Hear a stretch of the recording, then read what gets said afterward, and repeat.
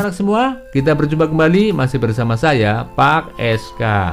Bagaimana kabar kalian? Semoga kita semua selalu dalam keadaan sehat. Kalian tetap semangat, selalu ceria, dan terhindar dari wabah virus yang sedang melanda dunia.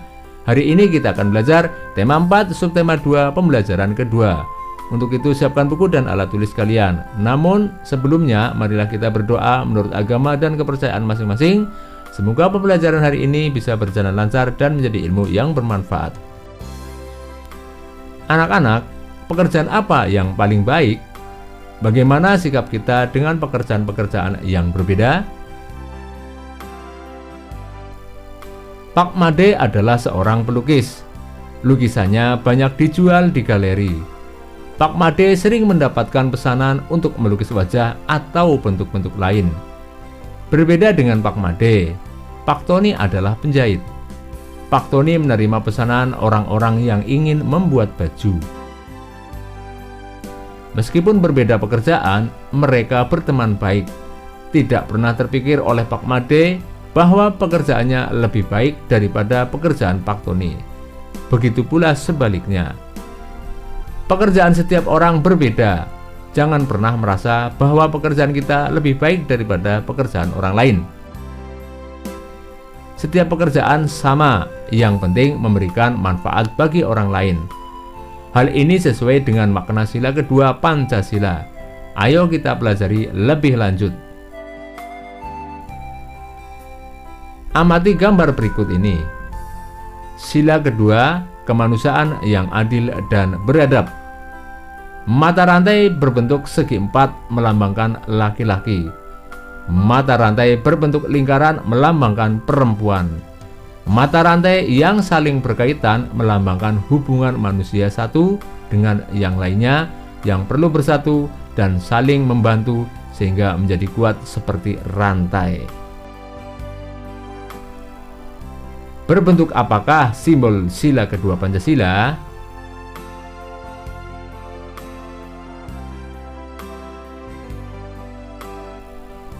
Apa makna simbol sila kedua Pancasila?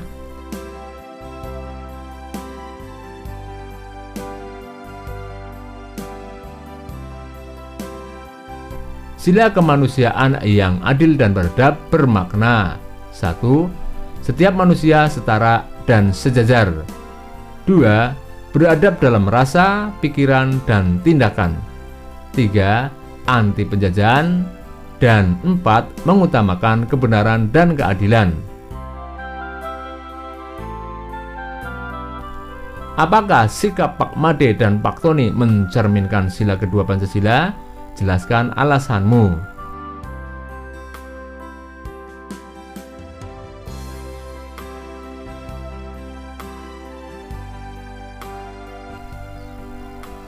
Tulislah contoh-contoh sikap yang menunjukkan sila kedua Pancasila dalam kehidupan sehari-hari.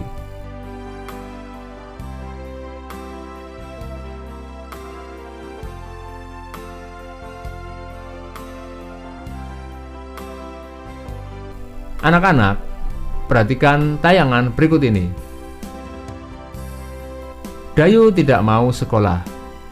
Dayu adalah temanku. Ia anak yang ramah.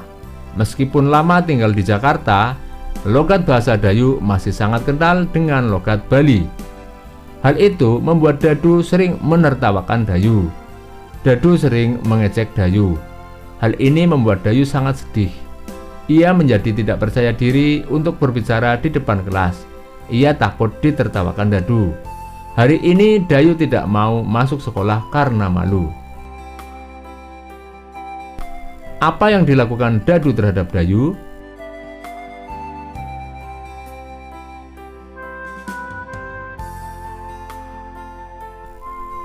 Bagaimana perasaan Dayu terhadap sikap Dadu?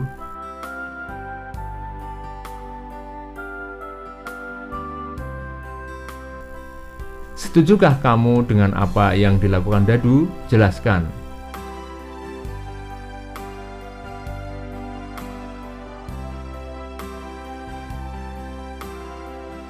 Apakah sikap yang dilakukan Dadu sesuai dengan sila kedua Pancasila? Jelaskan.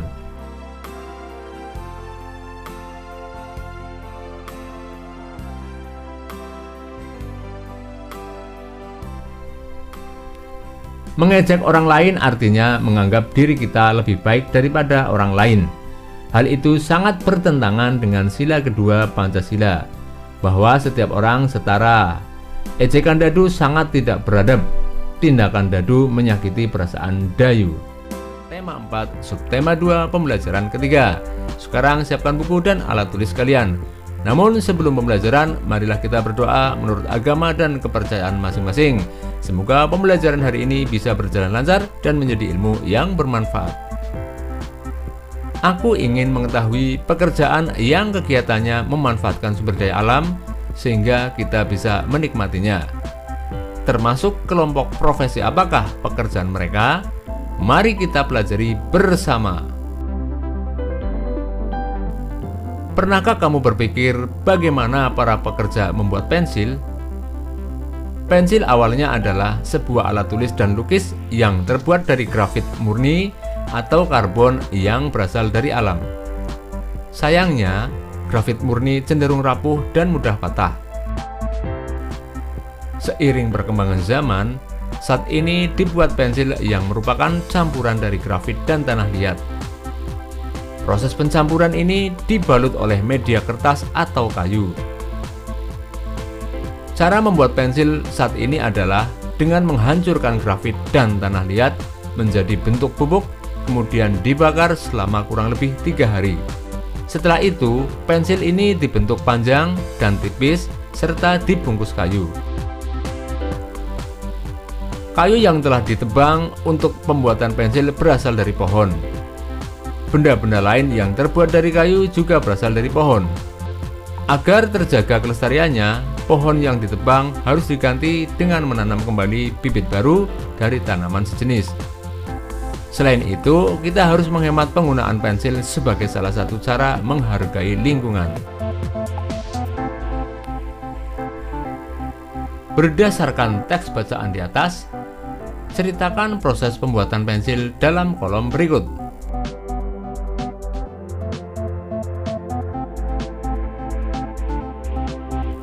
Sumber daya alam apa yang digunakan untuk pembuatan pensil?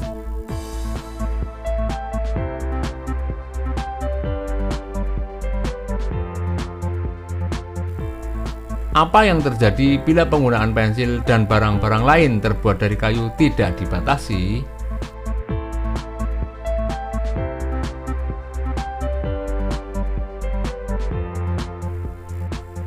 Berikan saranmu agar dapat menggunakan pensil secara hemat sebagai salah satu cara untuk melestarikan lingkungan.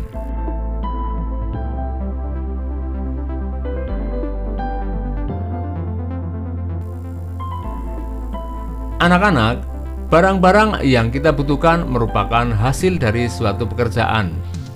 Beberapa pekerjaan yang menghasilkan barang antara lain petani, peternak, nelayan, dan perajin.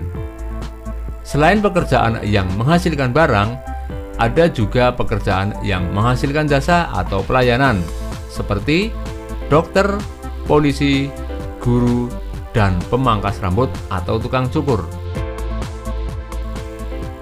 Barang-barang yang dihasilkan dari setiap pekerjaan sangat beragam. Banyak di antaranya yang memanfaatkan sumber daya alam di Indonesia. Sumber daya alam merupakan kekayaan alam yang diciptakan oleh Tuhan untuk kesejahteraan manusia. Perhatikan tabel di bawah ini. Tuliskan jenis barang yang dihasilkan dari setiap pekerjaan dan jenis sumber daya alam yang digunakan.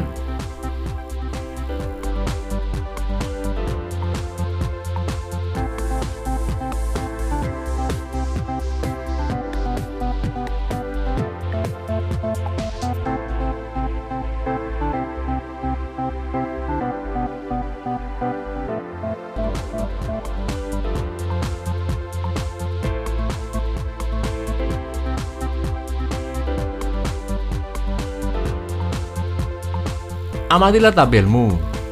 Jenis sumber daya alam apa saja yang kamu manfaatkan?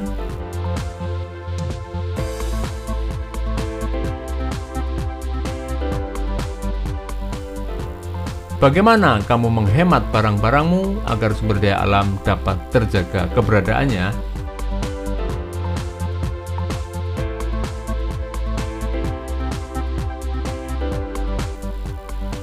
Demikianlah pembelajaran hari ini anak-anak. Marilah kita tutup dengan doa. Semoga apa yang telah kita pelajari bisa bermanfaat bagi kita semua. Jangan lupa jaga kesehatan badan, jaga kebersihan lingkungan, sehingga kita terhindar dari penyakit. Sampai berjumpa kembali pada pertemuan berikutnya. Dadah!